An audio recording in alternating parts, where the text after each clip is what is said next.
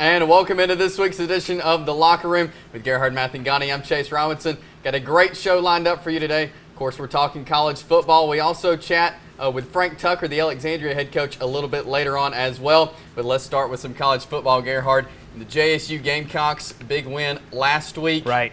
Made it a little closer than usual, but still got the win and going to keep rolling again this week. 48-41 was the final score there. One of the things that is cause for concern if you're a Jacksonville State player or fan is the fact they were like 4 touchdowns. And Tennessee Martin scored 3 touchdowns within 8 minutes. And it was one of those where I don't think that Jacksonville State was ever going to lose the ball game, but they put themselves in position where they made it close. They made it tough.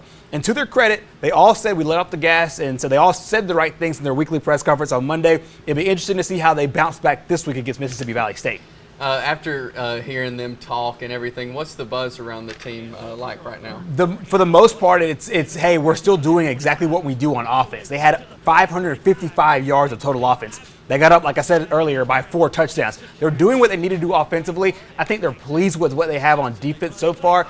I think last game was just a matter of fact that JSU put their twos in, some of their substitute guys in, and really, for the most part, this is the first time those guys got a chance to play this season. And then UT Martin still had their ones in, and they were desperate. And, JSU's got the hugest target in the OVC on their back. So kind of a mixture of those two things, and OVC play is so tight right now that you can't let teams like UT Martin hang around. They got a break from OVC play with Mississippi Valley State this week, and then a bye week. How are they going to treat that? I think that they have to treat this Mississippi Valley State game as the bounce-back game. They know they didn't play well in the second half against UT Martin. They know they need to put together a complete game. Mississippi Valley State's 0-4. They're out of the SWAC. They're 0-3 in the SWAC. They are not going to win this game. But Jacksonville State needs to do enough to show that, hey guys, we need to bounce back and have a complete 4-quarter game. I think they can do it. And here's what Coach Gross had to say to us this week.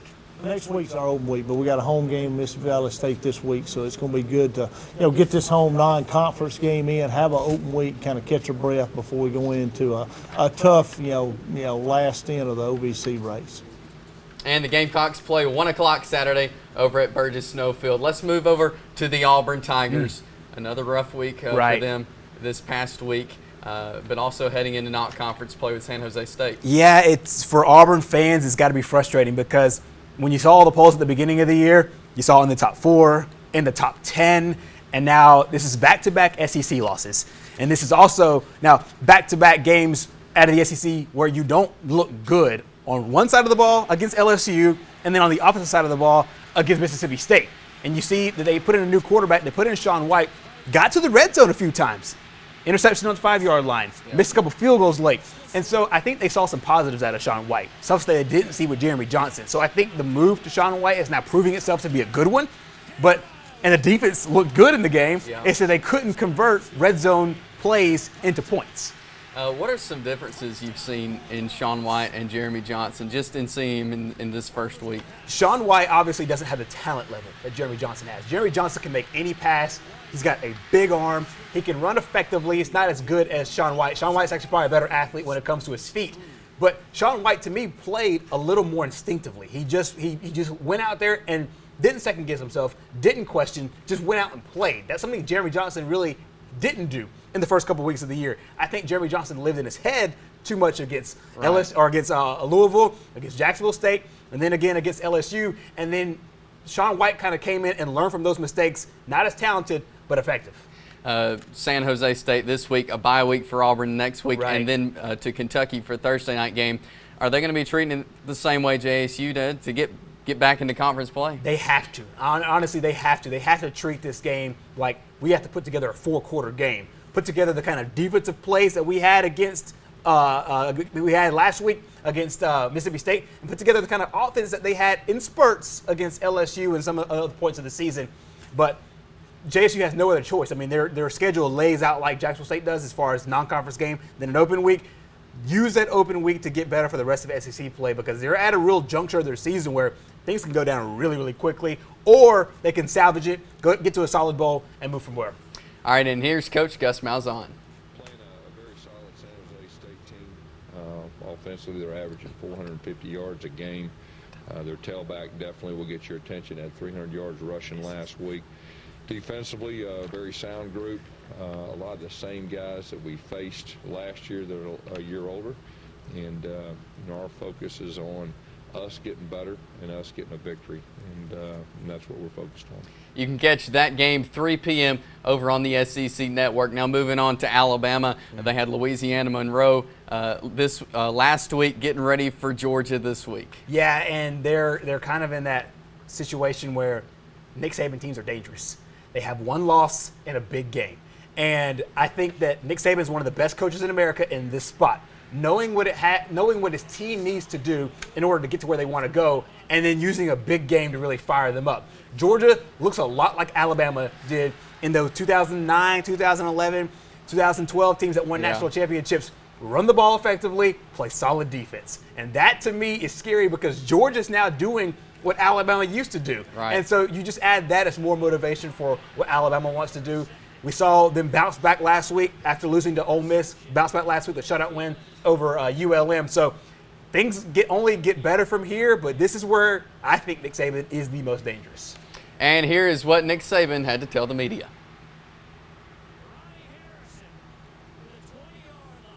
Obviously, an exciting game for our team. Anytime you play what is arguably one of the best teams in the country in Georgia, based on what they've been able to do over 4 games, and I'm talking about a total complete team. Mark has done a fantastic job, in his tenure there, which has been a long time. They've been very consistently good, but this year's team has a lot of experienced players coming back, and offensively, defensively, special teams. I mean, they're really solid in all areas, as their statistics, sort of prove out. And you can catch that game 2:30 over on CBS. We're going to grab a quick timeout. When we come back, Frank Tucker, the Alexandria Valley Cubs, went one-on-one with Mickey Shaddricks, and it's coming up.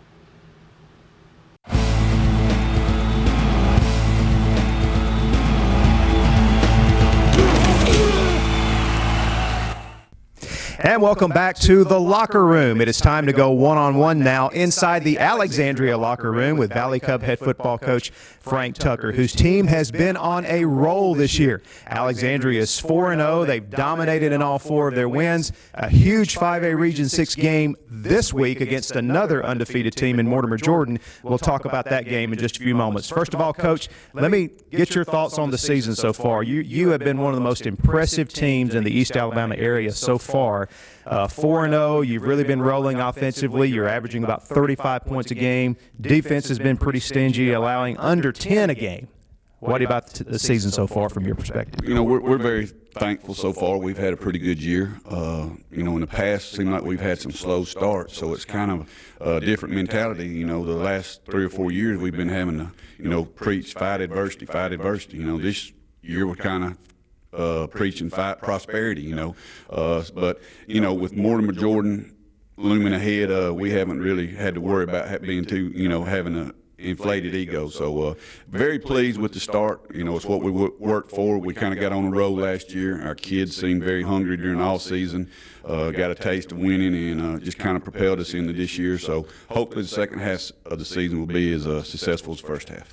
You led me right into where I was going to go next. You guys really got rolling last year. If you look back toward the end of the season, second half of the season, especially offensively. And it seems like to me when Alexandria has had great football teams, they've been able to run the ball and then use the pass to complement the run. That seems to be what's going on now. Are you pleased with the production of how you're running the football? Oh yes, and here again we've been blessed. We've had good tailbacks come through Alexandria. All the way for the last probably 25 years. And I heard a speaker say one time, feed the stud. So if we have a good running back, he's going to need an IV after the game. So very pleased, with the offensive line. They've have played extremely well, and when you can get a good back and mix with the good offensive line, you should be able to score some points. So we're very pleased with our offense and our running game, and like I said, hopefully it'll continue. All right, now let's talk about the big one Friday night. You've got Mortimer Jordan. You've got to go there and play. As I mentioned in the open, they're 5-0. They're undefeated. They're averaging about 45 points a game. I saw them earlier in the season at Anniston, and they have got some really big players at some certain positions. Seem like they got a quarterback that can put the ball in the air.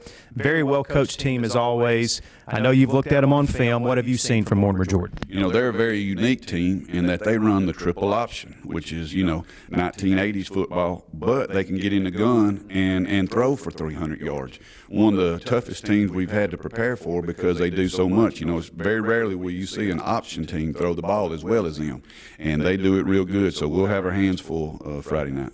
Coach, to the casual observer, the winner of this game could very well wind up being the 5A Region 6 champion. Obviously, the winner of this game controls their own destiny and is on track to a region championship. This is a very key game in the middle of the season here. Yes, it is. But like we've had, we're kind of looking at it. Yes, this will be a great game to win, but win or lose, we still have 3 area games left after that. And all 3 of those teams are playing real good ball right now. So, yes, we'd love to win it, hope we win it, but win or lose, we can't just stop doing what we're doing. We've got to continue to finish out the season and hopefully find our way into the playoffs. All right, Coach, let's talk a little bit about some big picture stuff here. You're only the 3rd coach here at Alexandria in the last 67 years. Folks may not realize that, but since 1948, there's only been 3 head football coaches at Alexandria. Of course, the other 2 guys right outside the door here, outside the locker room, they have their name on the field, Lou Scale Stadium, Larry Ginn Field. You played for both of those coaches. What is it like following in those footsteps, because those 2 gentlemen cast a pretty big shadow in the valley? Yes. It's like any situation. There's a lot of good and very little bad. The good is they've built a tradition. The kids know what's expected of them. They know that winning is expected out here. So, you don't have to come in there and change the culture. They set the culture. They were great men. So, the good is they have established so much here, you don't have to go in and break them down and reprogram. Now what's tough sometimes, where there is high expectations, there's more pressure. But, when you do lose a game, it might have been a game they wouldn't have lost. But that's just the way it is. If you go somewhere and there's not high expectations, probably not too fun to be at. So, yes, there's high expectations, but also that helps motivate the kids to carry on the tradition that they set. When you really look at it, in those 2 names, Lou Scales, Larry Ginn, only 3 coaches in 67 years, that can kind of seem unsettling. But, you're in your 9th year now. You've led Alexandria to the playoffs 7 out of 8 years. Have you gotten a little more comfortable now that you've been in this job so long, considering the type of pressure that you would think this job would come with? Yeah, I believe I have. It's after a while you just have to kind of let things go. You've got to try to figure out what you can control and concentrate on those things. And if you start wasting time worrying or fearing, then that takes away from your preparation for the team at hand right now. So I think in any job you grow and hopefully get a little wiser as time goes on. Do you ever think when you're in your office by yourself, maybe watching film of an opponent or trying to deal with a difficult loss, you ever kind of wonder if Coach Ginn could speak to you or Coach Scales could speak to you, what they'd have to say to you? Yes, I was a lot closer to Coach Ginn because I got to coach under him for like 19 years. And, I knew him as a coach working beside him, and I just knew Coach Scales as a player playing for him. So there's a lot of times, and what's weird, it's not just about football. I'd love to be able to just Coach Ginn be in this locker room right now and I could ask him questions about life, about football. And really I think about him a lot when I mow the grass because I always saw him on that Kubota orange and black tractor, and it seems like when I mow the grass, he'll pop in my mind. So, yes, I'd love to be able to, just sit down and say, what would you do, Coach? I don't want to put you on the spot here, but let me ask you this question. You've been a part of this football program as a player, now as a coach. Alexandria has tremendous football tradition. Can you sum up why Alexandria remains competitive year in and year out? Because you guys can't control who you have on your team. You're not out signing a certain number of players every year. You're kind of dealing with the kids in the community and who grows up here. But every year, Alexandria is competitive and in football. What's that? I know it's important to this community. Can you sum it up in one answer? That's a pretty tough question, Mickey. It is, I guess the word that it is important. You see little kids wearing jerseys. You see daddies who kids are on the team, or, you see the people that have played here that are up in the stands. It's just something, I guess, football people in this community have always gravitated to. And, hopefully it continues. You see communities change, but hopefully we can stay behind the times a little bit and stay like we've been in the past and continue to carry on this tradition. Great interview there, and Mickey Shadracks joins us here on set. And, after that interview, Mickey, we go back to last season, and that's really when this role started for Alexandria. It really was. Alexandria, folks may not remember this, they started the 2014 season 2-3. And they had a couple of really bad losses in that stretch. They were 2-3. There were some rumblings in the valley at that point. Then all of a sudden, Alexandria went on a roll. They won 4 straight. They scored 64 points, 50 points, 22 against Anniston, came back with 53 the next week, and they scored 30 in their first-round playoffs loss to Madison County.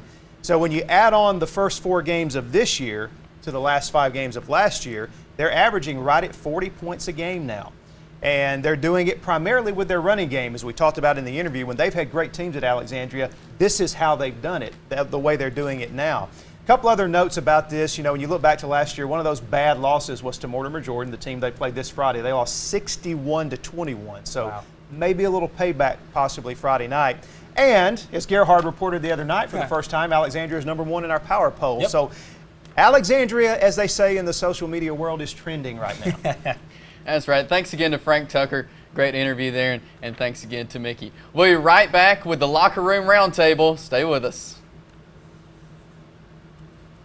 And welcome back into the locker room. It's time for our Locker Room Roundtable with Mickey Shadracks and Gerhard Mathangani. First up, let's take a break from football and talk Auburn baseball. Sonny Galloway, he came in, has done a great job at Auburn, but was dismissed this past weekend. Mickey, they had such a great coach. Where are they going to go now? I really don't know. They'll probably get a nice guy because obviously his personality and his way of dealing with people just kind of basically got him ran out of Auburn. And what a strange story there. Yeah, and you heard some of these things after he left Oklahoma. On the back end, on the back end of it, some of the players got on social media and started talking about him and how glad they are now that he's gone. And then now with his lawyer now just coming out in front of this story and basically saying out there, we'll air all the dirty laundry from Auburn. And it'll be interesting to see where this goes because even before they find a new coach, they're going to be dealing with the bad laundry of this one. And it'll be interesting to see about that story as well as this one right here.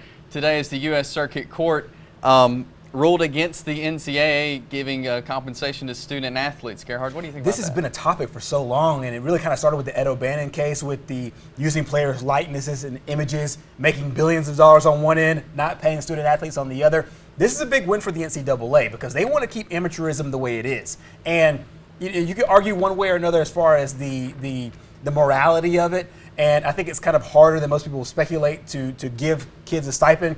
This is a big win for the NCAA. Of course, the players will continue to fight. I don't think unionizing is a great idea for the players. We'll see where it goes from here. I think the NCAA will continue to be more generous. They just didn't want to be told they had to. Exactly. Dabo Swinney made some comments this week. He's talked about Notre Dame and their, all that.